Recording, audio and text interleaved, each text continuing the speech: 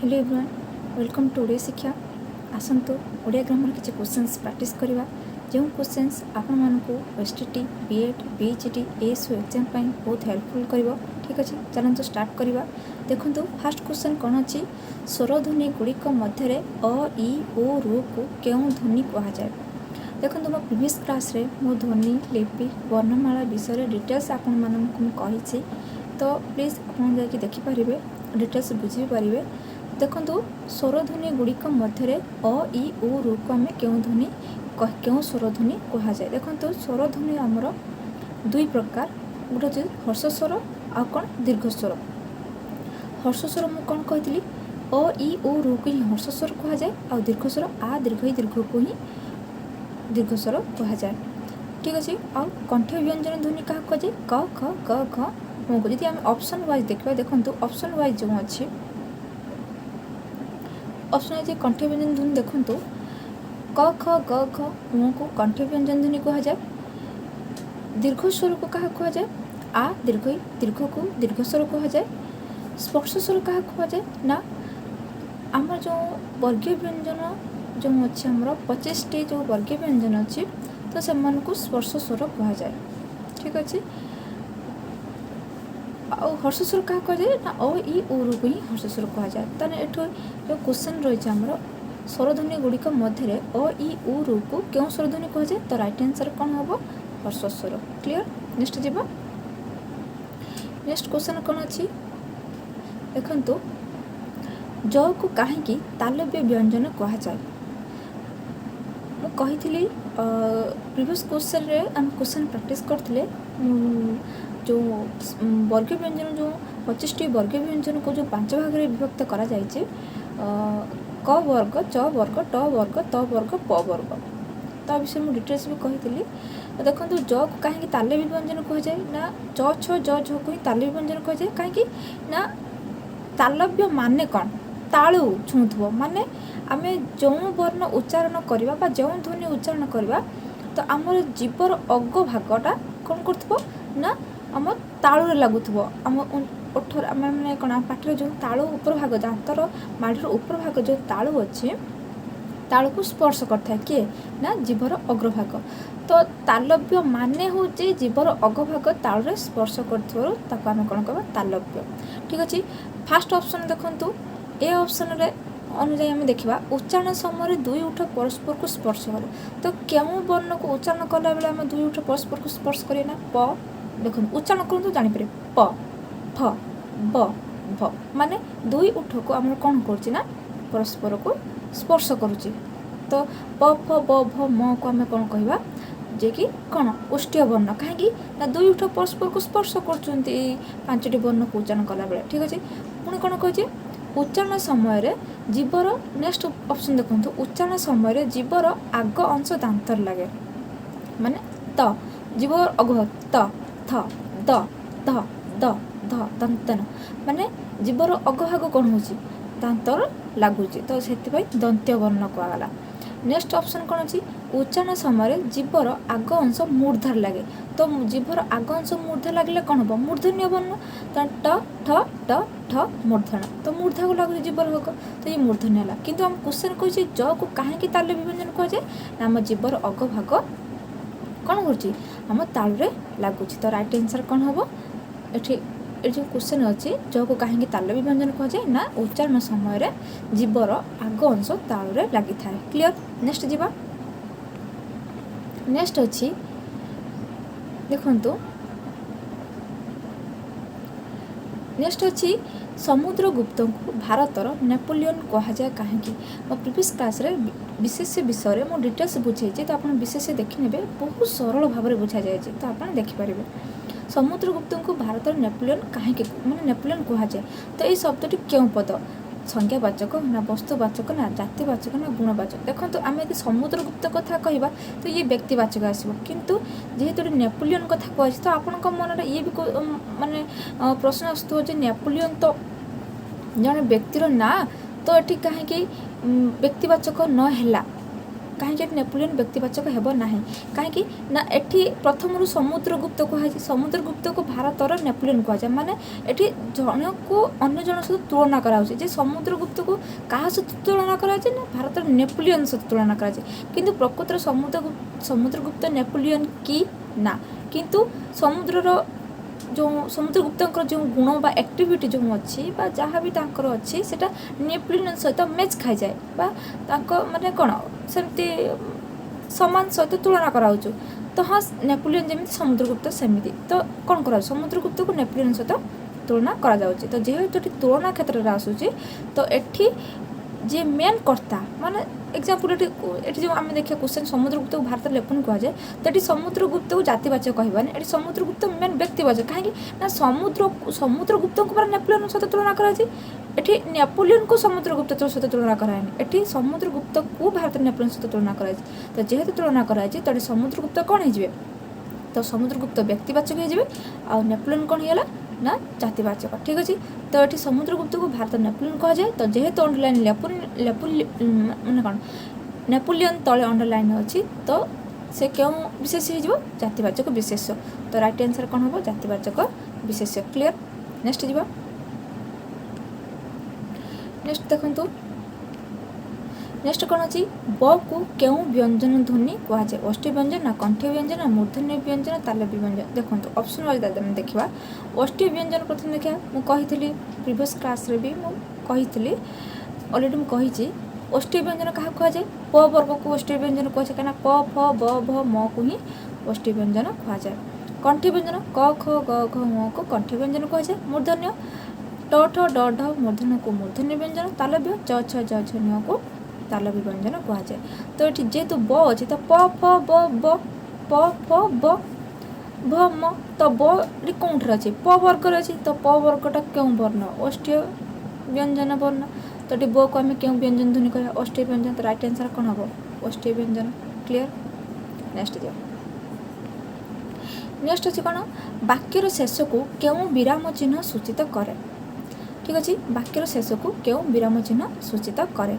आम जिते बड़े गोटे सेंटेंस लिखि था तो आम सेंटेंस रे एंड रे आम कौन करता फुल स्टॉप दे था फुल स्टॉप दे था ना दे था तो से फुल स्टॉप को आम कौन को पूर्णछेद कहुए ठीक अच्छे तो वाक्यर शेष को आम क्यों विराम चिन्ह दे था पूर्णछेद तो राइट आंसर कौन हम पूर्णछेद ठीक अच्छे क्लियर नेक्स्ट नेक्स्ट कौन अच्छी पाप कर्म विरत हुआ रेखांत पदटी क्यों कारक अटे पाप कर्म रु एठी देछि तो रु जेहेतु माने कौन विच्छिन्न हवा तो विच्छिन्न अर्थ रे क्यों कारक तो मैं प्रीवियस क्लास रे भी कारक विभक्ति मैं ऑलरेडी बुझेछि तो देखिए तो पाप कर्म रु विरत हुआ माने पाप काम रु ही अलगा होछि तो पाप काम ही अलगा हवा उचित तो ये रु जेहेतु लगी तो रु क्यों विभक्ति चिन्ह लगे पंचम विभक्ति माने अपादान कारक ठीक अच्छे तो राइट आंसर कौन हम अपादान कारक क्लियर नेक्स्ट जीवा नेक्स्ट कौन अच्छी निम्नलिखित क्यों शब्द रे स्वाभाविक भाव न व्यवहृत होछि देखो नर व्यवहार सर व्यवहार मु पढ़ेबी डिटेल्स बुझेदेवी तो बुझीपारे तो देखो निम्नलिखित जो शब्द रे स्वाभाविक भाव न व्यवहृत होछि कौट होछि प्रणाम जनाण प्राण तर्कण देखो ये स्वाभाविक भाव में मूर्धन जो व्यवहृत होछि ये जनाण पाखरे ही व्यवहृत होछि तो राइट आंसर कौन हम जनाण क्लियर नेक्स्ट जीवा नेक्स्ट कौन अच्छी क्रिया साधित होबार स्थान समय को कि कारक कहते कारक देखिए प्रीवियस क्लास रे बहुत सुंदर बुझाई तो बुझीपारे तो क्रिया साधित होबार स्थान समय को कि कारक कहते स्थान को सूचित करते माने स्थानाधिकरण समय को सूचित करते माने कालाधिकरण ठीक अच्छे समयाधिकरण भी कहुए तो क्रिया साधित होबार स्थान समय को कि कारक कहते अधिकरण कारक कहीं अधिकरण कारक को ही दुई भाग विभक्त कर स्थान अनुसार समय अनुसार स्थानाधिकरण और कालाधिकरण तो राइट आंसर कौन हम अधिकरण कारक तो राइट आंसर अधिकरण क्लियर नेक्स्ट जीवा नेक्स्ट अछि कौन क्यों चारोटी व्यंजन वर्ण स्वतंत्र वर्ण नुहति ठीक अच्छे म य र ळ ना ड ढ य ल ना कौन नुहे ना स स सह देखो तो स स सह हूँ कौन उष्म वर्ण किंतु एठी स्वतंत्र वर्ण नुहति किंतु एठी स्वतंत्र वर्ण म य र ळ स स ह एମାନେ होउछन्ति स्वतंत्र वर्ण किंतु ढ ड ढ य ल एମାନେ होउछन्ति स्वतंत्र वर्ण नुहंती। तो राइट आंसर कोन हबो ड ढ य ल एମାନେ स्वतंत्र वर्ण नुहंती। नेक्स्ट कोन अछि अ आ भिन्न स्वर वर्ण एवं क ओ र परे पद मध्य स्थित स केउ वर्ण रे परिणत हो जाए। तो दंतेश अच्छी तो दंतेश वर्ण रे मतलब माने कौन स दंतेश परिवर्ते कौन बसब मूर्धन्य से ही बसब। तो मुझे सर व्यवहार णर व्यवहार मुझे डिटेल्स कहीदेवी नेक्स्ट क्लास रे। तो ये अ आ भिन्न स्वरवर्ण एवं क और र परे पद मध्यस्थ सटा क्यों स्वर परिणत हो जाए ना मूर्धन्य स्वर परिणत हो जाए। तो राइट आंसर कौन हम मूर्धन्य स। ठीक अच्छे तो राइट आंसर कौन हम मूर्धन्य स। क्लियर नेक्स्ट जावा नेक्स्ट अच्छे कौन प्रकृष्ट जे शांत व्यास वाक्यर समास पद निर्णय कर। माने एटी व्यास अलरेडी देजी जे प्रकृष्ट जे शांत तो प्रकृष्ट जे शांत ताको आम कौन कहवा प्रशांत कहवा प्रकृष्ट जे शांत ताको प्रशांत कह। तो राइट आंसर कौन हम प्रशांत। क्लियर नेक्स्ट कौन अच्छी ड आउ ढ पदर केउ स्थान रे बिंदु युक्त हुई उच्चारित हुअन्ति। देखंतु ड ढ पद केउ स्थान रे बिंदु युक्त उच्चारित आरंभ को छाड़ी कहीं आम जदि आरंभ रे ही ड और ढ रे बिंदु देके आम उच्चारण करबा से उच्चारण हो पारिबनि। डब्बा जदि एग्जांपल दबा ड देके उच्चारण करा प्रथम ड टाको प्रथम रखिकी माने कौन आरंभ रखिबा जदि डब्बा तो माने कौन अर्थ आसूची कि तो आसबनी। तो ताको जदि आम आरंभ को छाड़ी अन्य जगार बसेबा एग्जांपल दबा बाड़ तो हाँ बाड़ गोटे उच्चारण हाँ सीमा सीमा गोटे बाड़ कह जाए। क्लियर बुझिपारुछंती। तो ड और ढ पदर केउ स्थान रे बिंदु युक्त हेले उच्चारित हो पारिबे ना आरंभ को छाड़ी अन्य जगार बसे पाइले उच्चारित हो पारिबे। तो राइट आंसर कौन हम डी। क्लियर नेक्स्ट कौन अच्छी कमा ठारू टिके अधिक विराम चिन्हर प्रतीक केउठी। माने कमा ठारू टिके अधिक विराम चिन्ह होतिबो सबुठारू क्षुद्र विराम चिन्ह तो कमा कि ता टिके अधिक विराम चिन्हटा हम जो कहबा ता ना कौन सेमिकोलन। सेमिकोलन चिन्ह आपन जानि परथबे एटा को सेमिकोलन कहंती। एटा होची कमार टिके अधिक विराम चिन्ह। राइट आंसर कौन हो सेमिकोलन। क्लियर नेक्स्ट कौन अच्छी भुजरे गमन करे जे व्यास वाक्यर सठिक समास पद निर्णय कर। भुजरे गमन करे जे ताको आम कौन कहबा भुजग। भुजरे गमन करे जे भुजग। तो राइट आंसर कौन हम भुजग। क्लियर नेक्स्ट जावा नेक्स्ट अच्छी ल फला ल युक्त हेले केउथिरे रूपांतरित हुए। ल फलाटा ल युक्त हो गले क्यों रूपांतरित हो ल फला हो ल फलाटा ल युक्त हो गले से कौन हो ल फला ही परिणत हो ना। तो राइट आंसर कौन हम ल फला। क्लियर नेक्स्ट जावा नेक्स्ट कौन अच्छी माँ पुओ को भात खुआई देले माने खुआई थिले। तो रेखांत शब्दटी क्यों प्रकार कर्ताटे माने पुओटी क्यों करता देखो तो माँ पुओ को भात खुआई थिले माने जदि माँ होता तो ये कौन होता प्रयोजक कर्ता होता किंतु जेहेतु पुओ कथा कहु माने कौन पुओ खुद खाऊची ना माँ खुआउछन्ति सत किंतु खुद खाऊची किए पुओ खाऊची। तो ये पुओ खाऊ एग्जांपल गोटे दिखाई जे पुरोहित माने कौन राजा माने कौन राजा पुरोहित द्वारा द्वारा यज्ञ कराइले। तो ये प्रयोजकर्ता हम चिन्ह कि ना खुद जे यज्ञ करुचंती तो ताको आमे कौन कहबा प्रयोजकर्ता और जहाँ माने जी जहाँ द्वारा कराउचंती ताको आमे कौन कहबा प्रयोजकर्ता। माने ये पुरोहित कौन सॉरी राजा कौन हो राजा ये कौन हो ना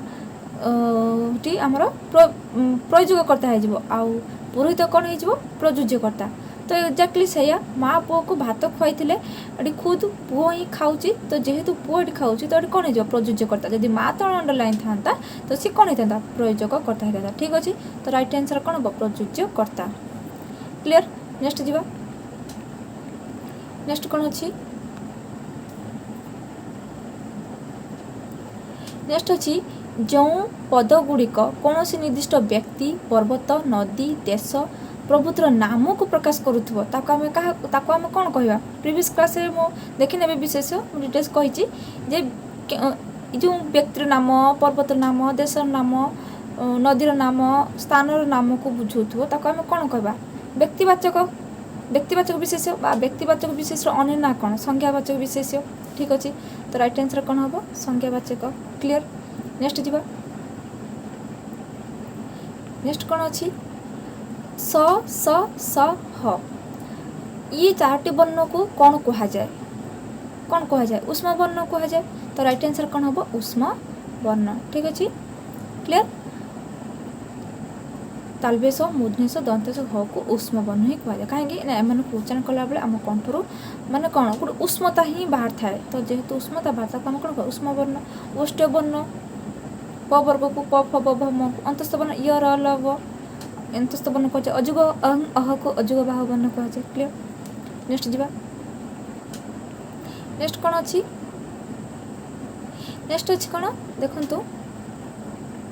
भक्त सहित भगवान मधुर संपर्क थाए रेखायित पदटी क्यों विभक्ति हेब दर्शा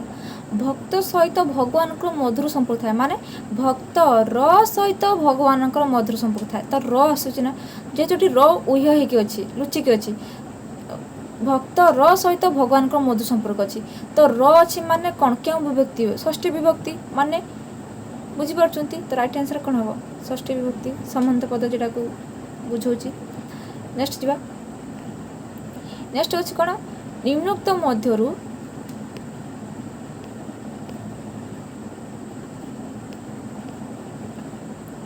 देखंतु नेक्स्ट क्वेश्चन कौन है लास्ट क्वेश्चन निम्नोक्त मध्यरु केउथिरे स्वाभाविक भाव में स व्यवहृत होछि शिष्य नस्कर भाषा जिज्ञासा देखो ये राइट आंसर हम स्वाभाविक भाव में व्यवहृत होती भाषा ही व्यवहृत होती तो सर व्यवहार णर व्यवहार मुझे प्रीवियस नेक्स्ट क्लास रे मु बुझेबी बोली तो ये जानी था प्रैक्टिस करथांतु जे स्वाभाविक भाव में मुद्रेश कौटी व्यवहार होची भाषा रे तो राइट आंसर कौन हम भाषा ठीक अच्छे तो क्वेश्चन ये थिला ती Odia grammar question previous question जोटा कि आगामी कॉम्पिटिटिव एग्जाम इसो बीएड बीएचडी ओस्टेट एग्जाम आपण मन को बहुत हेल्पफुल करिवो तो से मुझे नहीं आसली उड़िया ग्रामर किसी क्वेश्चन तो एमती बहुत क्वेश्चन अच्छे उड़िया ग्रामर नहीं आसबि आपण मानक तो केमिति लागला क्लास आपण मानक कमेंट बॉक्स रे जणांतु जदि मो क्लास आपण मानक भल लागुथिबो तो लाइक करंतु एवं अधिक अधिक शेयर करंतु आ जदि मो चैनल को नुआ आछंती तो सब्सक्राइब करंतु एवं बेल आइकन को प्रेस करंतु तापर मोर ऑल क्लास आपण मानक नोटिफिकेशन मिल जाबो okay thank you very much for watching this video.